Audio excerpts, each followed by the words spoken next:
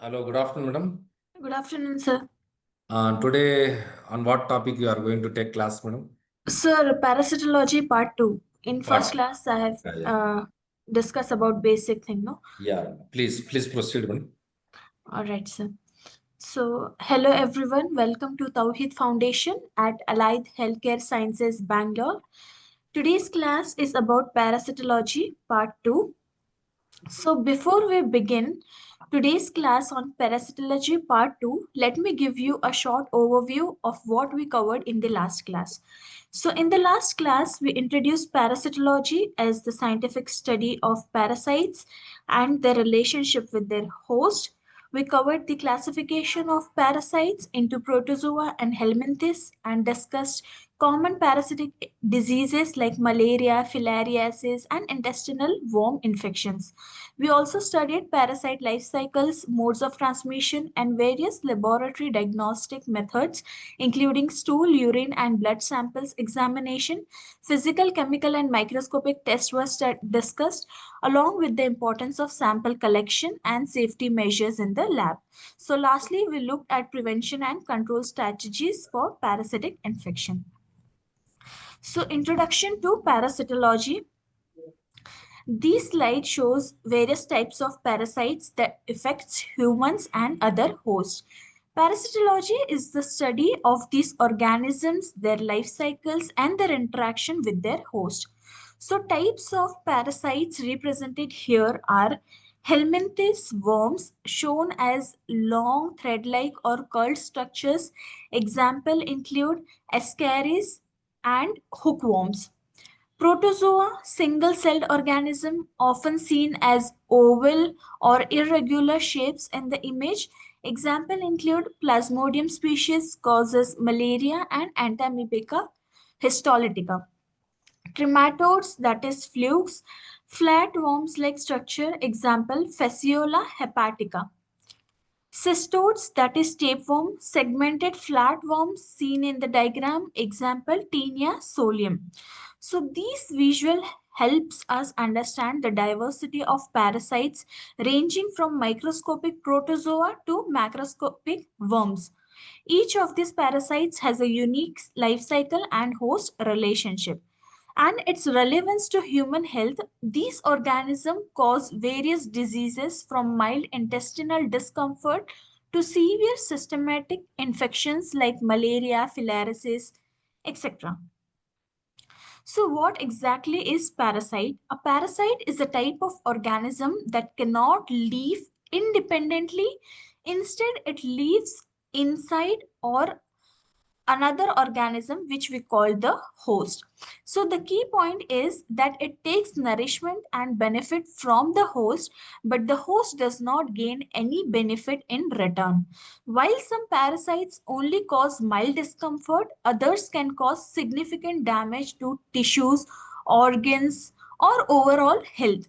So this relationship is often harmful or detrimental to the host. For instance, Plasmodium species, which cause malaria, live in human red blood cells, RBCs. Taenia solium, another example, the poke tapeworm, which can live in the human intestine and absorb nutrients. So, unlike mutualistic organisms which provide a benefit to the host, for example, gut bacteria that aid digestion. So, parasites do not give anything in return. Understanding what a parasite is helps us learn how diseases spread and how we can prevent or treat them. So, introduction, as I already mentioned, parasitology is the branch of science that focuses on the study of parasites, the organism they infect, that is, host, and the interaction between them. It involves identifying parasites, understanding their life cycles, modes of transmission, disease cause, and their effect on host. So, host and parasite relationship, these relationship include how parasites adapt invade and affect the host, and how this host responds in terms of immunity and resistance. So, importance of parasitology in terms of human medicine helps in diagnosing, treating, and preventing parasitic diseases such as malaria, amoebiasis, and helminthic infections. Veterinary medicines protects livestock and pets from parasites that cause loss of productivity and diseases. Agriculture prevents crop damage caused by plant parasites, ensuring food security. Ecology helps understand the role of parasites in ecosystem, including their influence on food chain and biodiversity. So, what type of host will affect? So, there are four types of host. Host, it is a reservoir which is an intermediate host where the parasites develop and from which infections can be acquired by other hosts. For example, dog is the reservoir host for cyst of echinococcosis. So the host may be of the following types: definitive host, intermediate host, reservoir host, and paratenic host. We'll start with definitive host, the host in which the adult parasites reproduce sexually. For example, Anopheles species is referred to as a definitive host. The host could be human or non-human living beings. Intermediate host, the host in which the parasite undergoes asexual multiplication is known as an intermediate host. For example, in the life cycle of malaria parasite, humans are intermediate hosts. A few parasites require an intermediate host to complete their life cycles. Some parasites need two intermediate hosts where the various larval stages of the parasite complete their development. So these are referred to as the first and second intermediate host respectively. For example, amphibian cells are the first intermediate host while Fasciola hepatica is the second intermediate host. Third is reservoir host, a host to which the parasite is available for transmission to another host and it does not get infected by the disease commonly is known as reservoir host. Last is paratenic host. So the intermediate host in which the adult form of parasites lives but cannot grow and develop further and which is not necessary for the parasitic life cycle is called paratenic host.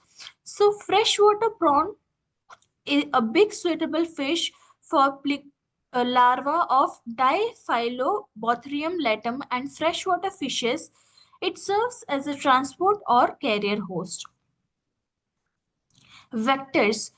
A biological vector is an organism capable of transmitting the disease agent or the causative organism from infected host to other host. Example is sandfly for Leishmania species. Parasitic life cycle. So there are two types of parasitic life cycles: direct, that is simple; second is indirect, that is complex. So parasite needs a host or hosts to survive, reproduce, and spread their life cycles. So indirect, the parasites complete its entire life in a single host. In indirect or complex cycle, it requires less than two hosts. So for direct example is Giardia lamblia, Ascaris lumbricoides. For indirect complex cycle example is Taenia solium and Plasmodium species. So Giardia causes giardiasis. Transmission occurs through ingestion of cyst in contaminated water. Ascaris, a roundworm that matures in the human intestine without needling another host. Taenia solium, it is a poke tapeworm. Humans are the definitive host. Pigs act as intermediate host. Plasmodium species, malaria parasites. Human are intermediate host here. Mosquitoes species are the definitive host. So important of understanding these two life cycles helps in breaking the transmission cycle. aids in developing control measures, for example, treating intermediate hosts and controlling vectors. Examples of direct life cycle. So, direct simple life cycle, if however the parasite can develop in a single host, its life cycle is considered to be direct or simple. So, transmission usually happens through ingestion of contaminated food or water, direct contact with infected surfaces or individuals, or fecal oral route. So, example categories and examples. So, protozoa, these are single celled organisms. They infect humans directly, often through contaminated water or poor hygiene. So, Antiamoeba histolytica causes amoebic dysentery. Giardia lamblia leads to giardiasis, a diarrheal illness. Microsporidia Trichomonas vaginalis is sexually transmitted disease, and Balantidium coli is the only ciliate known to infect humans. Helminthes, these are parasitic worms. Helminthes, that is dwarf tapeworm, is unique because it can complete its life cycle entirely in one host. No need for another animal. Nematodes, these are round tapeworms. Ascaris is one of the most common human parasites spread via ingestion of eggs from contaminated soil or food. Ascaris is the best example. Hookworm. So, Anterobius species, commonly Anterobius or pinworm, is notorious for causing anal itching, especially in children. It spreads easily in crowded environments.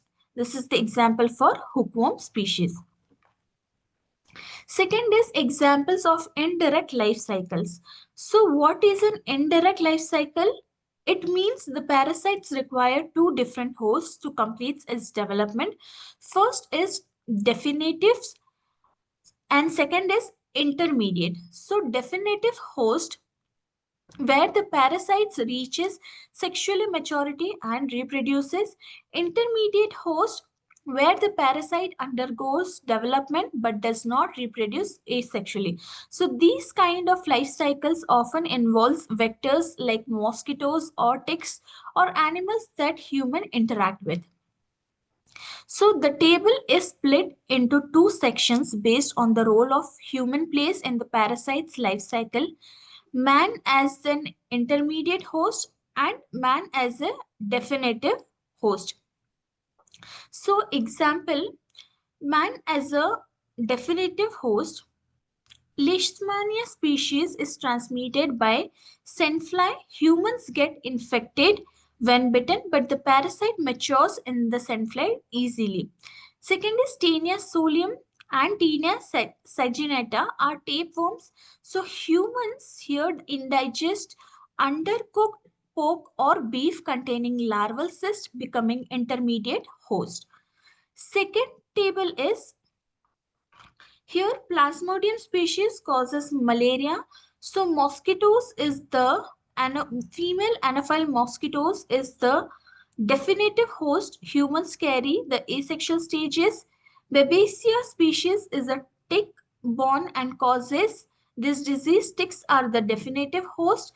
Echinococcus granulosus. Dogs carry the adult tapeworm. Humans accidentally ingest eggs and become intermediate host. Parasite ecology. So, special features creatures have numerous characteristics unique to parasites that have relevance to their behavior and distributions. They therefore include various life histories and behaviors that have developed as means of identifying available host, exist, and move about within the host, breed, and be persistent. So, the parasites on one extreme are monogenous single host to polygynous multiple hosts and can use many host species. So, morphological and physiological changes can also be brought about by parasites on their preferred host as well as host communities, with the implication that parasites can impact virtually every aspect of the host and community as well as sites and condition of host predation. Hence, every aspect of parasite biology and ecology, that is reproduction, distribution, host specificity, morphology, parasite life cycle, population dynamics, influences the abundance, habitat distribution, or biogeography of a particular species of parasites. Host parasite interactions are of four types: symbiotic relationship, commensalism, parasitism, and mutualism. So, symbiosis, it is the close association, competition between the host and the parasites. Both are mutually dependent on one another. One cannot exist without depending on another. So, none of them get hurt by each other. Commensalism, it is a relationship in which the parasites has everything from the host side of a profit without the host suffering any losses in the process. In another word, a commensal has the capability to lead a life on its own. Parasitism, it is a relationship in which the host works to the advantage of the parasites while always being detrimental to the host. So the host does not get anything in return in parasitism. Mutualism, it is simply defined as the coexistence between the host and a symbiont in that none suffers although both gain. Yet this may last longer or may be short term in nature of relationship. So mutualism is of species of symbiosis. One example is kind of simple where some flagellated protozoa that inhabit the gut of termites. So as the protozoa are purely and simply carbohydrate feeders, they obtain all their food from termites. Classification of parasites. So the diagram divides parasites into two major groups based on their biological kingdom and cellular structure. Groups and kingdoms. So we'll start with protozoa. Unicellular parasites, these are microscopic single-celled organisms that often live in water or inside hosts. They are classified by how they move. So type: amoeba, flagellates, sporozoa, and ciliates. Amoeba is pseudopodia, false feet movement. Example is Antamoeba histolytica causes amoebic dysentery. Second is flagella. Flagellates movement is through flagella, whip-like tails. Example is Giardia lamblia causes giardiasis. Sporozoa movement, there is no movement, complex life cycle, and cilia, plasmodium species causes malaria. Ciliates movement is through cilia, tiny hair-like projections. Example is Balantidium coli causes balantidiasis. Second is helminthes. So, helminthes are multicellular worms. These are larger worms like parasites that live in the intestines or tissue of host. They are classified by both body shape and structure. So, first is nematodes, cystodes, and trematodes. So, nematodes are round unsegmented taped ends. Example is Ascaris species roundworm infection. Cystodes flat ribbon-like segmented. Its example is Taenia solium, that is spoke tapeworm. Trematodes is flat leaf shaped with suckers. Example is Fasciola hepatica liver fluid. Laboratory diagnosis.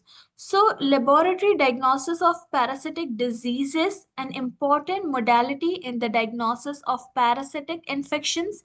The laboratory diagnosis is an important aspect of the management of the disease. The following diagnostic techniques are used for parasitic infections. The identification of morphological procedures are either in forms large, microscopically enough, or small microscopically, so enough to be detected under the microscope. Culture methods: immunodiagnostic tests. Molecular methods include PCR, DNA probes. Morphological identification technique. Looking at the morphology of the parasite, it is possible to categorize them either microscopically or macroscopically. Of course, the different forms that forms parasites may have can be observed at different morphological levels. So, stool examination. Stool specimens should obtain from well, non-leaking screw cap jar with a wide mouth and should be handled gently so not to contact infections from organisms present in the stool. Ideally, the specimen should be taken before the commencement of antiparasitic drugs at a time closer to clinical manifestation. Three stool samples given at least 48 hours apart are sufficient to help establish a diagnosis of intestinal parasitic diseases. Liquid stool samples need to be processed and get ready for examination in 15 to 30 minutes, while semi-solid ones in about 1 hour. Formed feces should be examined within 24 hours after they were collected. So during storage, the trophozoites may rupture, lose motility, and may hence appear as artifacts. Many preservation may be used for this purpose, for instance, 10% formalin or polyvinyl alcohol to preserve the cyst and egg morphology of the parasites. So, for macroscopic examination, present in acute amoebic dysentery, intestinal and invasive ballantidiasis. The dark red color of the stool means upper GIT bleeding, while the bright red stool indicates bleeding from lower GIT, that is gastrointestinal tract. Non-bloody pale offense with fat formed in the small intestine in case of giardiasis. This may contain roundworm, threadworm, or segments of tapeworms in adults as well. In microscopic examination, saline is dropped and Lugol's iodine is put into different corners of one slide.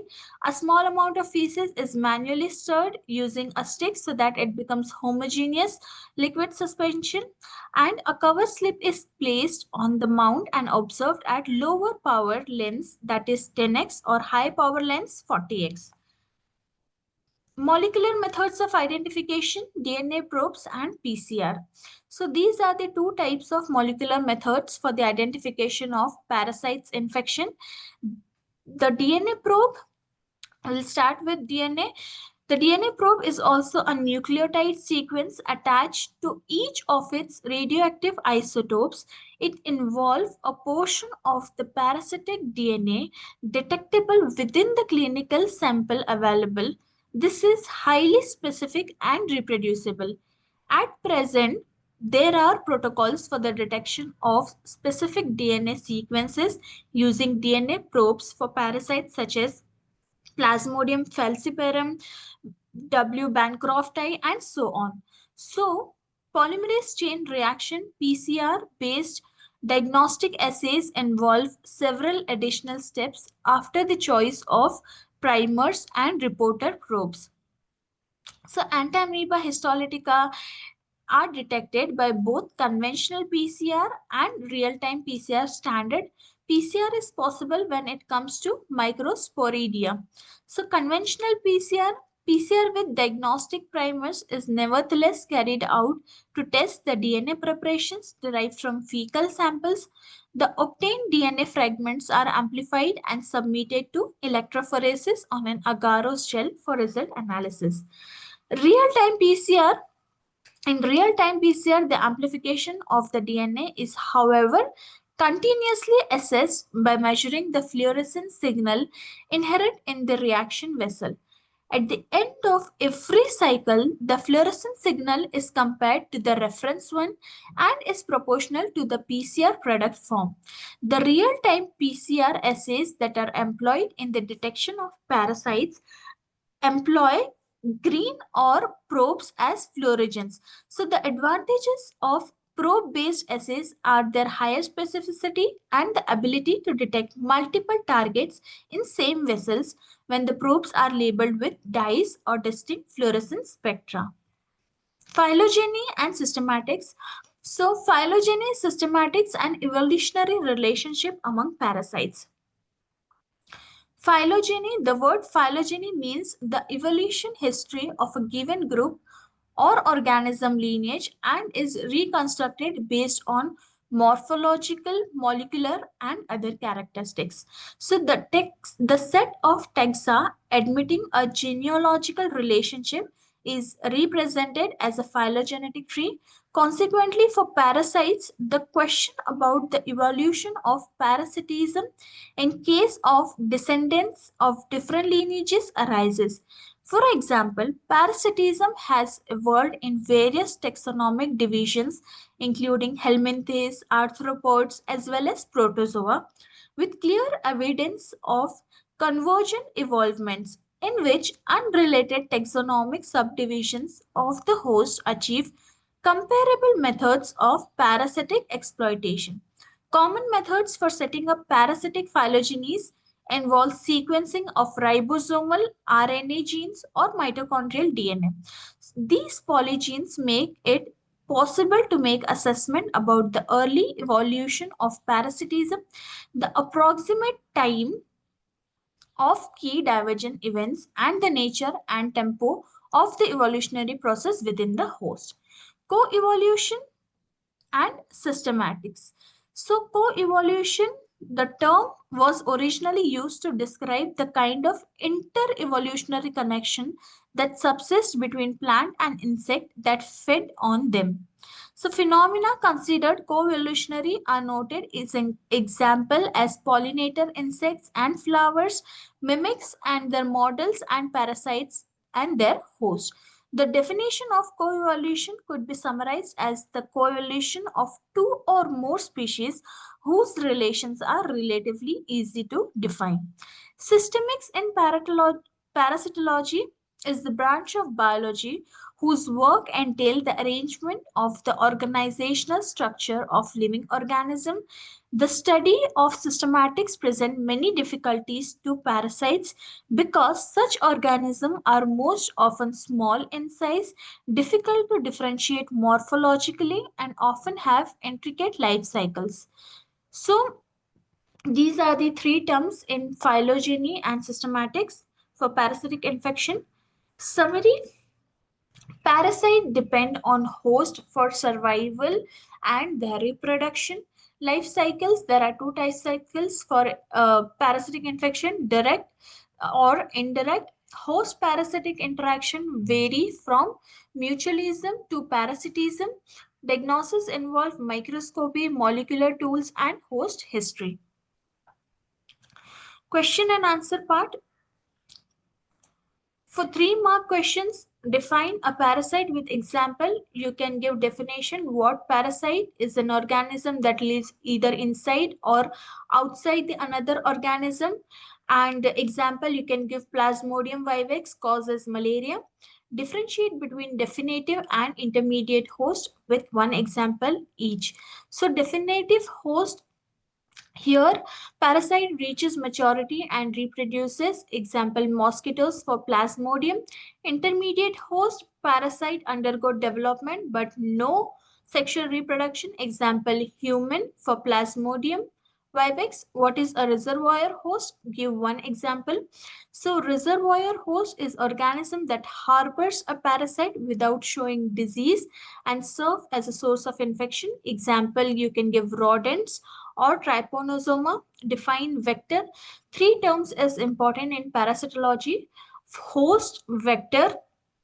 So vector is an organism that transmit a parasite or pathogen from one host to another. Example, you can give again mosquito transmits Plasmodium.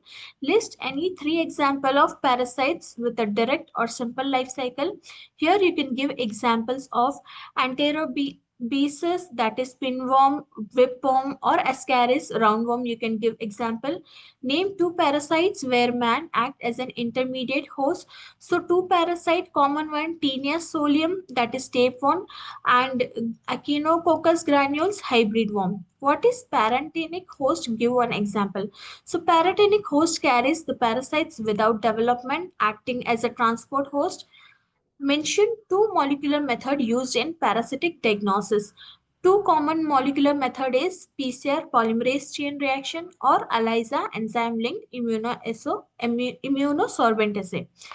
Um, What is the difference between commensalism and mutualism?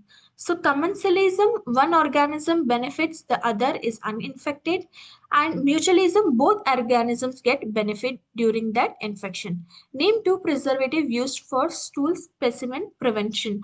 So formalin and polyvinyl alcohol can be used for as preservatives for stool specimen. For five more questions, explain the differences between direct and indirect life cycles of parasites with example. Direct and indirect, you can give example in tabular form, which I give. You can mention the definition of both. Describe different types of host involved in parasitic infection with suitable example. So different type of host, definitive host, intermediate host, reservoir host, or paratenic host. You can give definition with suitable example. Discuss the method used for laboratory diagnosis of parasitic diseases. What all the diagnostic procedures include? You can mention it here. Explain host parasitic infection with example. Symbiosis, commensalism, parasitism, and mutualism. Write short note on the molecular identification of parasites. You can elaborate here about DNA probe and PCR with neat label diagram of PCR. Explain the importance of parasites, ecology, and its effect on host population. So parasite ecology study interaction between parasite, host, and environment. It influences dynamics, parasite survival, and host population health. Describe the steps and precautions in stool samples for parasitic diagnosis. And last is discuss the concept of host parasite coevolution with examples. So that's all for today's class. Thank you, madam. Thank you so much. Thank you, sir. Detailed presentation in parasitology. Yes, sir. Yeah, madam. So for Now, next class, I'll start with virology. Even if I'll yeah. start, I cannot complete. So I can only give basic what is virology. So I'll continue in next class. Yeah, madam. Please, please. Okay, You can sir. continue. Part one, part two, part three, like this. You can continue. No issues. All right, sir. So from Yeah, next class, I'll continue, sir. yeah, ma'am. Yeah. All right. Thank you, sir. Thank you, madam. Thank you so much. Yeah, thank you so much.